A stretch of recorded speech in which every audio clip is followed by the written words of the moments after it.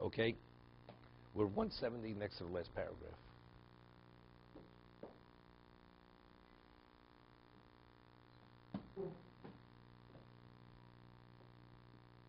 Brad, what happened? Say that. I got it. Now he's asking, this is an interesting question. If a person believes in God,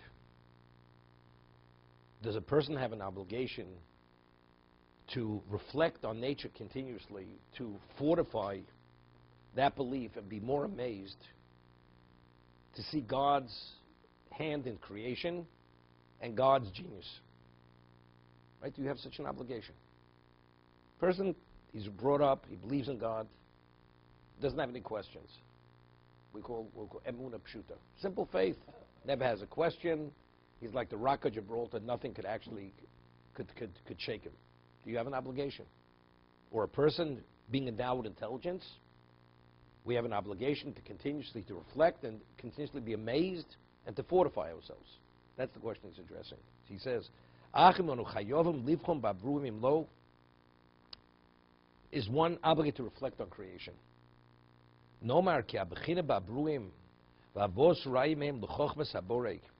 To reflect within creation, to bring a proof to the ability to God's wisdom, firstly, just based without any psukim, just logically, that would be a compelling reason to do it. Min hakosu, from the text, min hakabbalah, and from tradition. At every level, we would say, definitely yes. He's not saying, no. Even if you have emunah, you still have an obligation.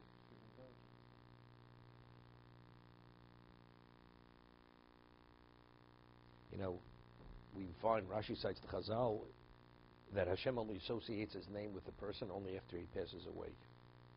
So therefore, Avram Avinu, it was only Elokei Avram after Avram passed away. Yaakov was only after, but Yitzchak, of course, he was blind and he was confined to the house, so he's the equivalent of a person who passed on.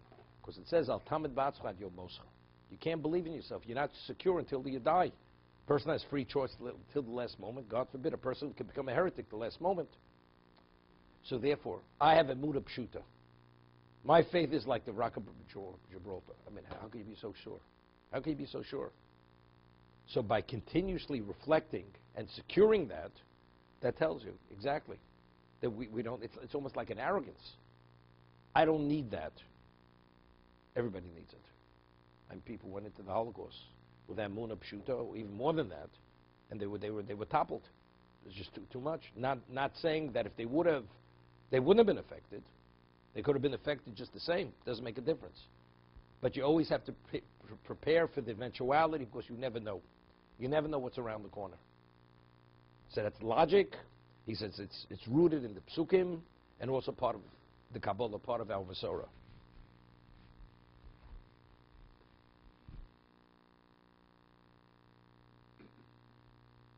He says something here in the next paragraph. It's phenomenal. You know, what people believed, let's say 30 years ago, where the world, the mindset was what we call conservative. And today, what people would consider and believe to be correct, you know, it's almost mind-boggling. And they can't even entertain what was once entertained. It's like a new world. It's a new world.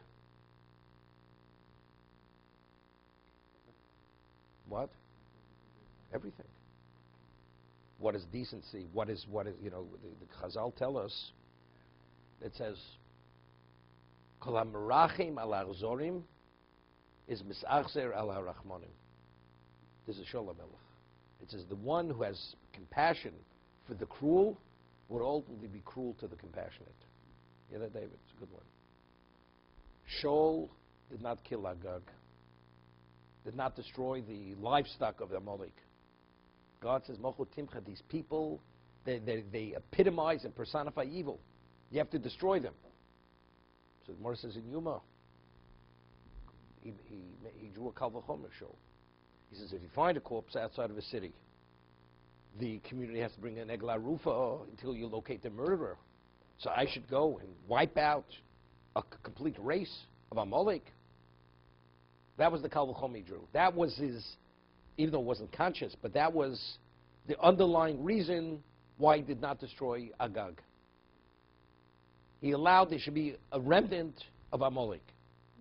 So there was a Baskol. You know what the Baskol said? Al titz da karbe. Don't be too much of a tzaddik.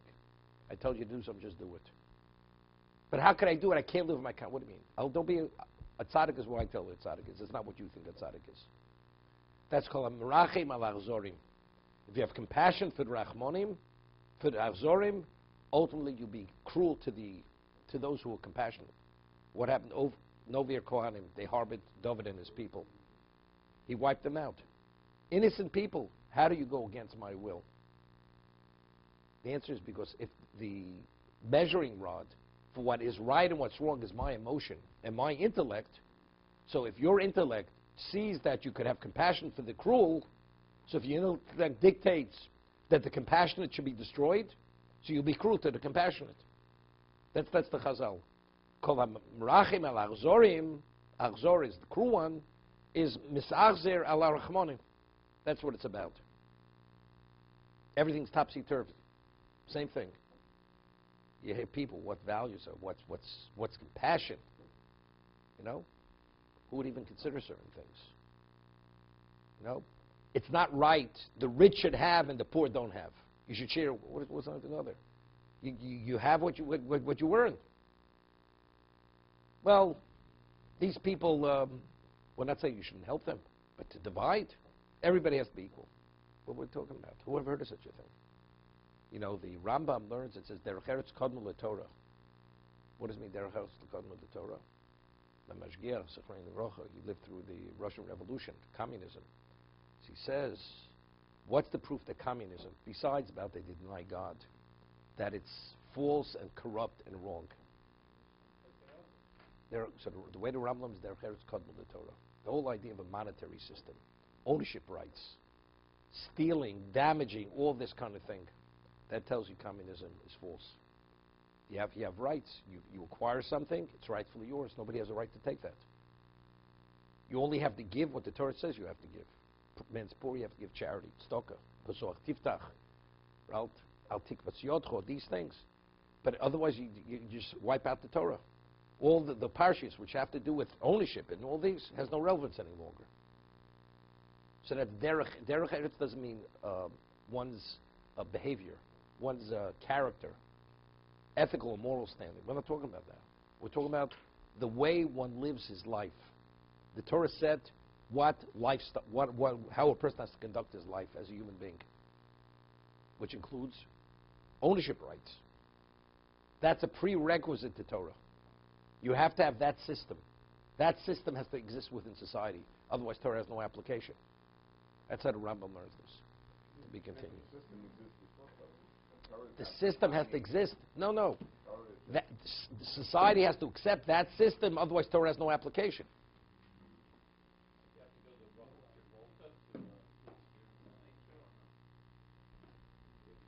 I mean, you have to go to Switzerland.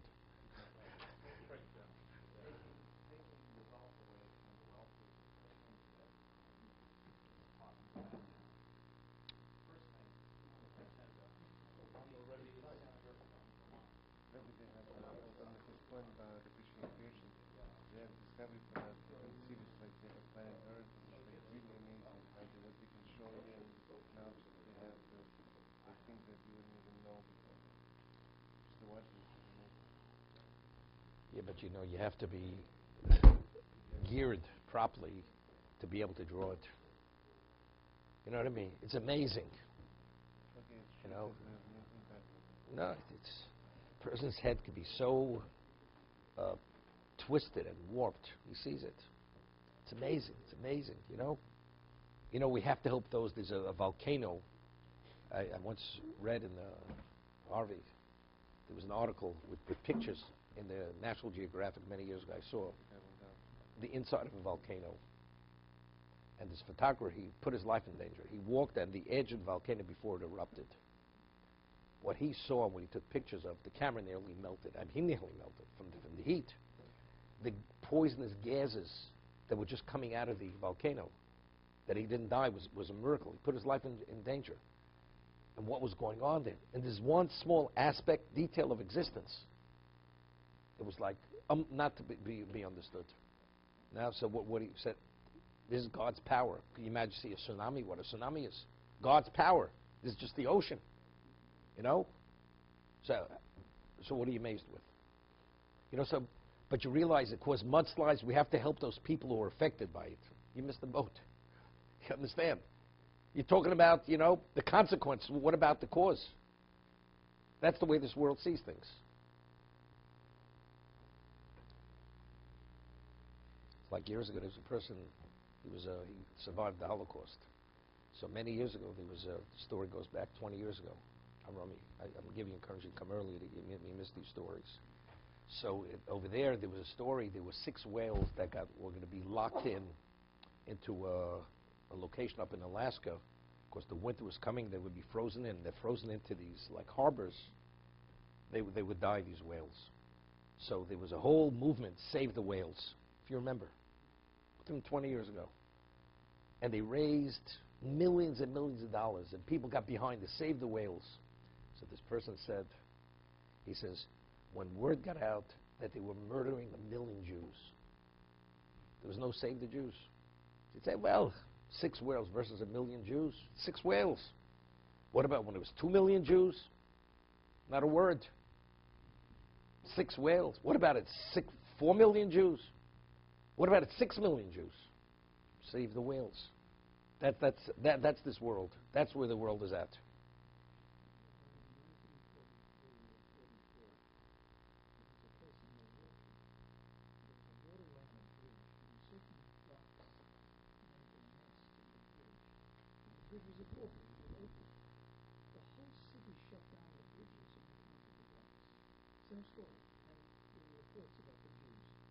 Yeah. People came out about the ducks and the chicks and the eggs and all this disease.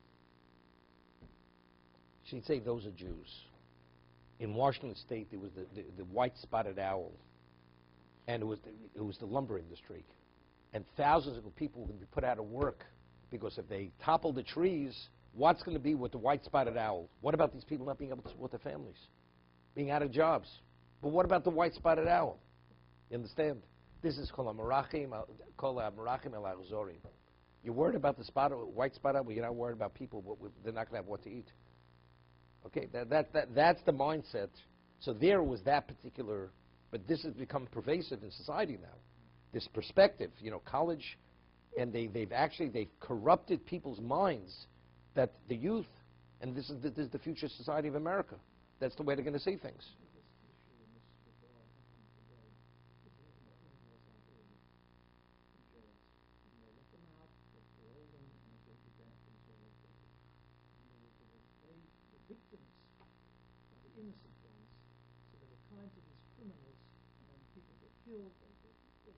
Right, 100%.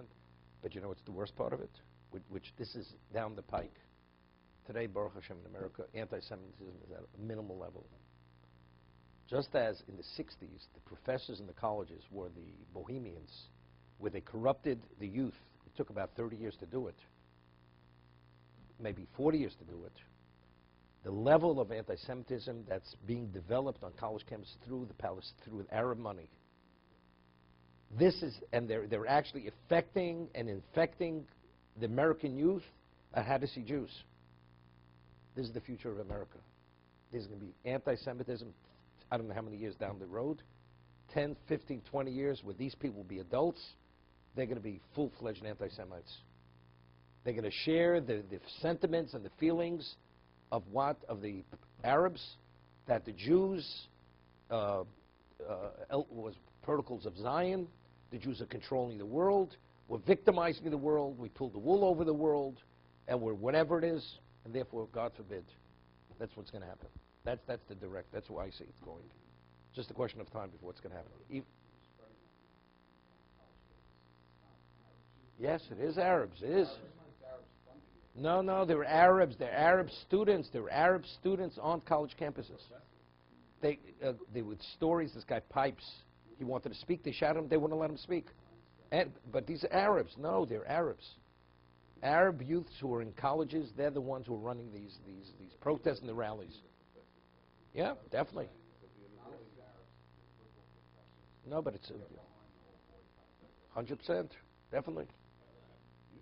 It's the president of Columbia University. The president, they had the whatever it is. They protested. He said, look, freedom of speech, we do whatever we want here. Except the other way. Yeah, okay. It doesn't make a difference, but I'm just saying it's the same thing.